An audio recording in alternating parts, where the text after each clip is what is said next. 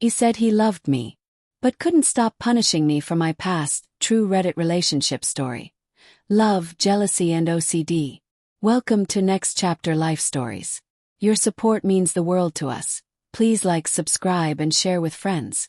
Now sit back, relax and enjoy today's story. This is your next chapter. They say that when you meet the one, you just know. And I thought I did. I thought I knew what love was. Calm, deep, beautiful. Not what it eventually became. My name's Hannah Parker, I'm 33, and I live in Nashville, Tennessee. If you've ever been to Nashville, you know, it's the kind of city that hums with music and heartbreak. Every bar on Broadway has a story, and mine started one chilly Thanksgiving weekend about 6 years ago. I was volunteering at a local food drive, handing out hot cider, smiling at strangers, pretending not to freeze my hands off, when this guy bumped into me and nearly dropped a box of canned beans on my foot. That was Jake. He had this sheepish grin and said, "Guess I just wanted an excuse to talk to the cute girl with the cider." I laughed, mostly because he looked like a drenched golden retriever in a flannel shirt. That was Jake. Warm, disarming, real. We spent the next hour talking about everything. Where we grew up, our families, our favorite movies. By the time we packed up, it felt like we'd known each other for years. Our first date was 2 nights later. He took me to this cozy Italian place by the Cumberland River, the kind of restaurant with fairy lights and red wine that makes you believe in love again. He told me he'd just gotten promoted at work, a construction project manager, proud of building things that last. I told him I worked in social media for a nonprofit, helping tell stories that mattered. We clicked instantly. I remember thinking, this is what it feels like to finally exhale. We talked about our exes too, casually.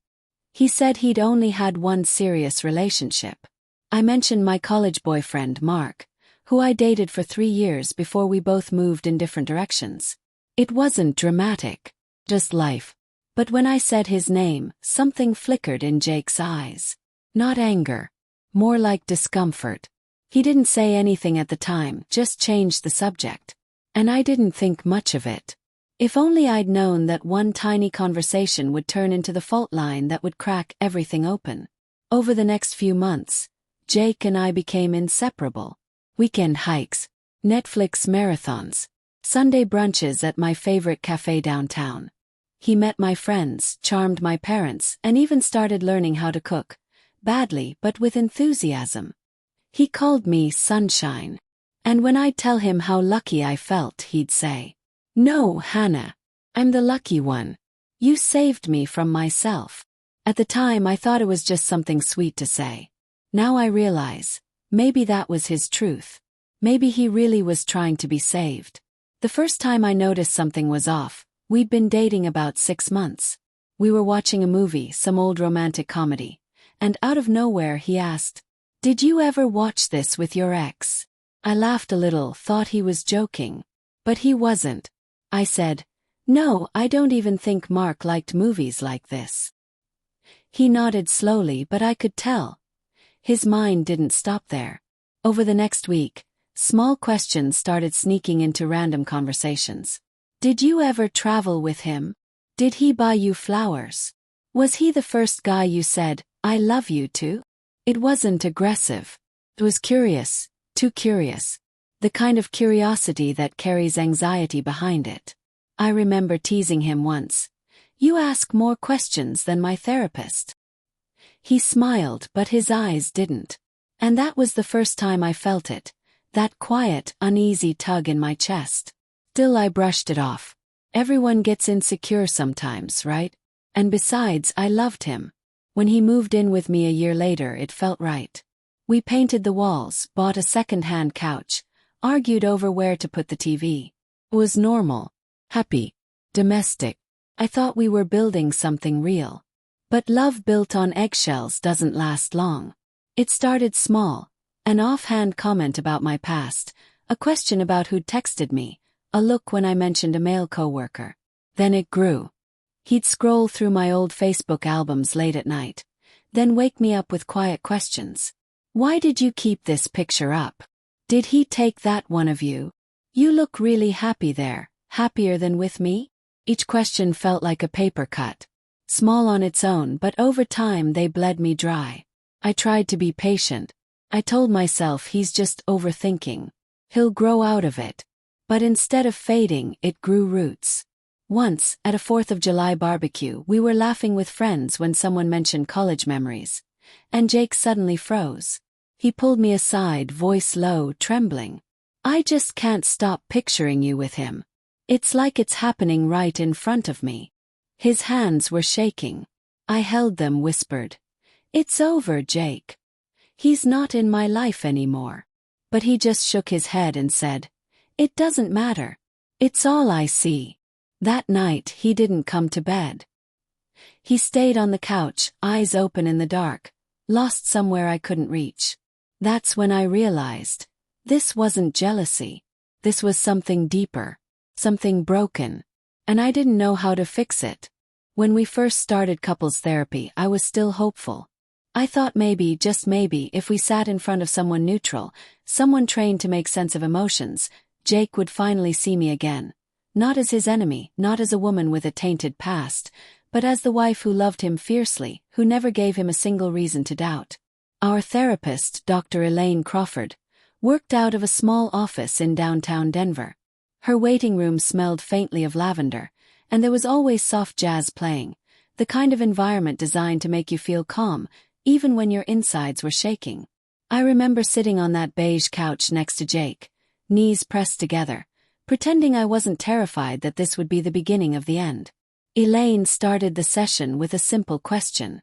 "So, what brings you two here today?" Jake didn't even hesitate. "Because she hides things from me," he said flatly. I blinked, trying to process. "I don't hide anything, Jake." He turned his head, eyes narrow, jaw tight. "You hide your thoughts. You still think about them." I felt the air leave my lungs. "Who?" He exhaled sharply. "Your exes. You think I don't see it. You get quiet sometimes, distant.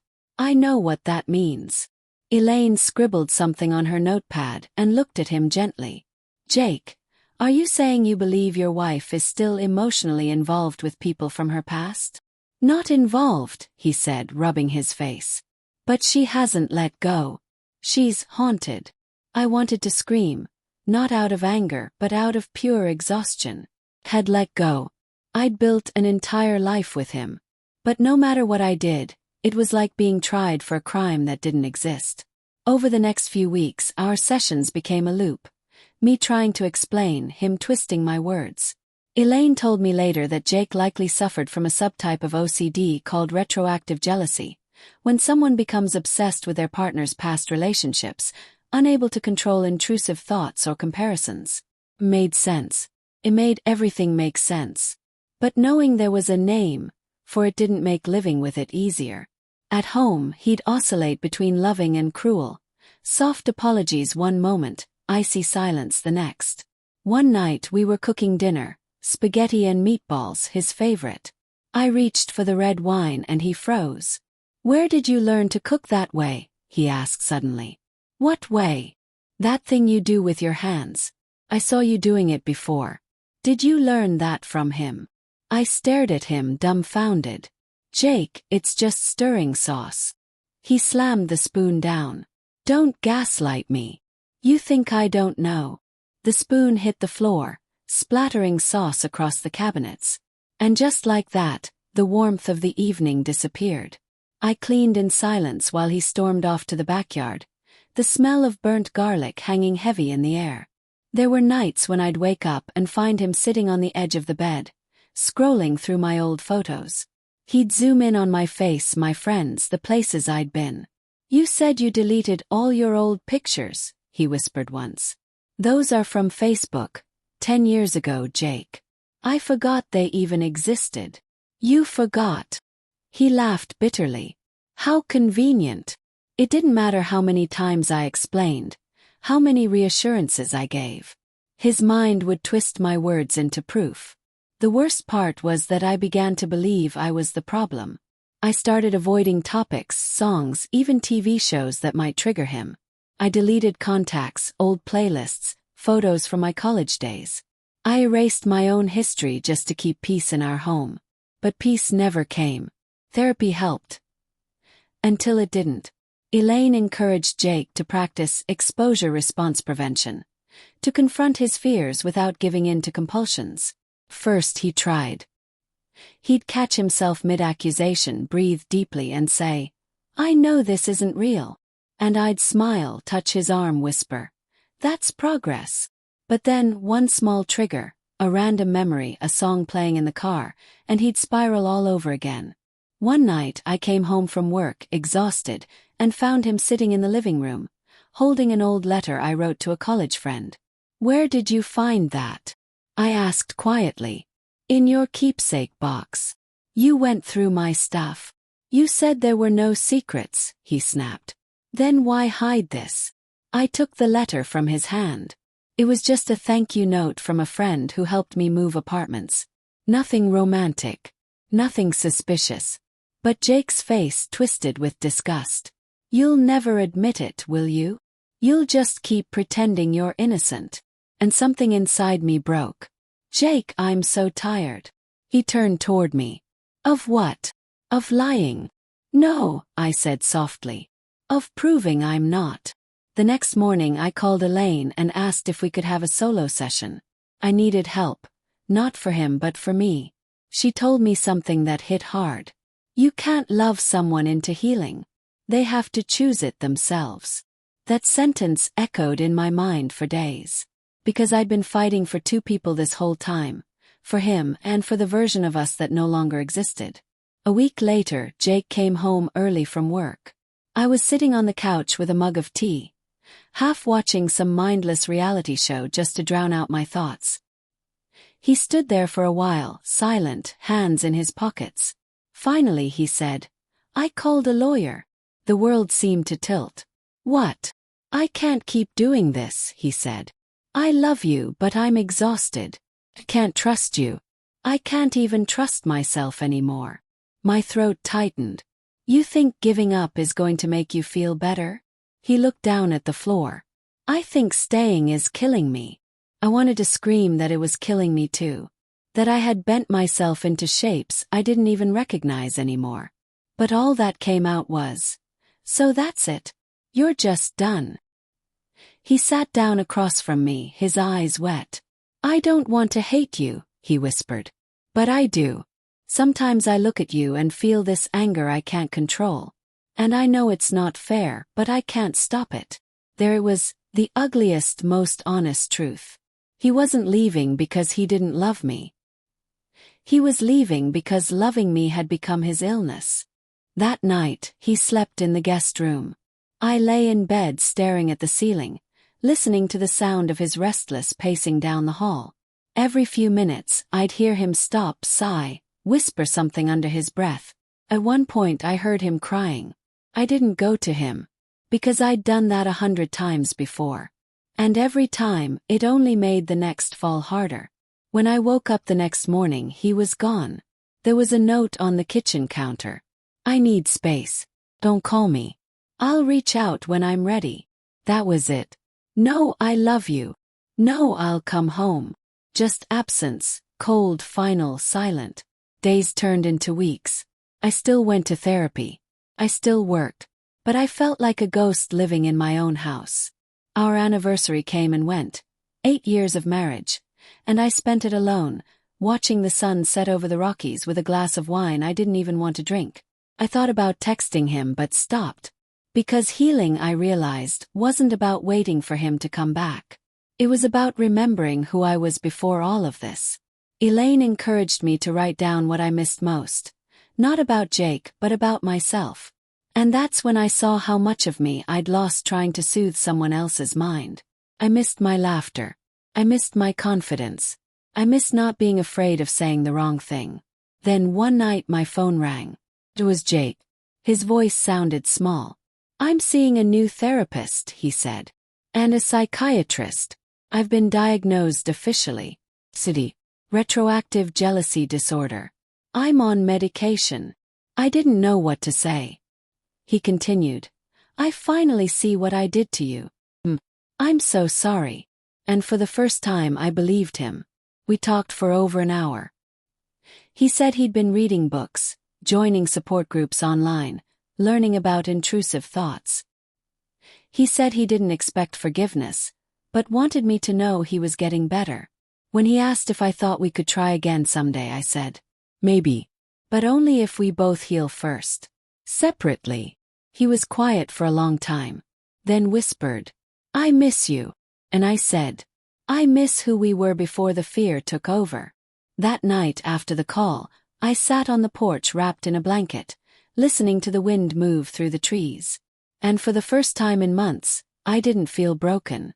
Felt free. Because sometimes, love doesn't end with betrayal or hate. Sometimes it just ends with the realization that you can't save someone who refuses to save themselves. And maybe that's the bravest kind of love there is, the one that lets go. After that night, the one where he said he was done, I thought maybe he didn't mean it. People say cruel things in the heat of anger, right? I waited for an apology, a text, something. Instead, I woke up to the sound of drawers opening. He was packing. There was no drama in his movements, no yelling, no tears. Just the quiet sound of fabric folding. I'm going to stay at my brother's for a while, he said. His voice was calm, detached. That scared me more than the yelling ever did. I stood there, wrapped in one of his old sweatshirts, watching him take pieces of our life and shove them into a suitcase. I wanted to beg. I wanted to grab his arm and make him look at me. Make him see that I wasn't the enemy. But I'd done that so many times before. And every time, it only made him more distant. So I just said, okay. He looked at me for a long moment, searching my face for something. Maybe guilt, maybe pain. And when he didn't find it, he zipped the bag and walked out. The door closed quietly. And for the first time in years, the house was silent. The first few days were strange. I kept catching myself listening for his footsteps, his voice, his laugh. I'd wake up at 2 a.m. and realize he wasn't beside me, that there was no one to whisper to. Then came the anger. Not at him, at myself. How did I let this happen? How did I become this version of me who walked on eggshells every single day? I went through his things, like maybe I'd find an explanation hidden in a notebook or an old photo. But all I found were reminders of how much I had tried. Notes from therapy sessions. Articles I'd printed about OCD and retroactive jealousy. I wanted to believe love could fix it. That if I just loved him enough, stayed patient enough, he'd finally feel safe. But love can't fight someone's demons for them. That realization hit me one morning when I was washing dishes. My hands were underwater, but my eyes were blurry. Because for so long I thought if I just held on tighter, he wouldn't fall apart. But all I did was drown with him. He filed for divorce 2 weeks later. His lawyer sent an email. Cold. Clinical. Irreconcilable differences. I thought I'd break down reading it, but instead I felt relieved. Like my body finally exhaled after years of holding its breath. That night, I poured myself a glass of wine, sat on the couch, and watched the sunset through the kitchen window. The house was quiet, and for once, that quiet didn't scare me. Felt like peace. But peace doesn't last long when you've lived with chaos. Started small missed calls from unknown numbers. Then blocked messages. I knew it was him. I could almost hear his tone in the way the texts were written. So you're just moving on like that. Was he worth it? There was no he. There never had been. But in his mind there always was. He'd drive by sometimes. I knew the sound of his car. The low hum of the engine, the way it idled for a few seconds too long outside the house. I'd peek through the blinds and see him sitting there, staring at nothing. I didn't call the police. Not yet. A part of me still pitied him. Still remembered the man who used to hold me at night and whisper, "You're the only one I'll ever love." But pity can be dangerous. I started therapy again, this time for me. My therapist asked me something that stopped me cold.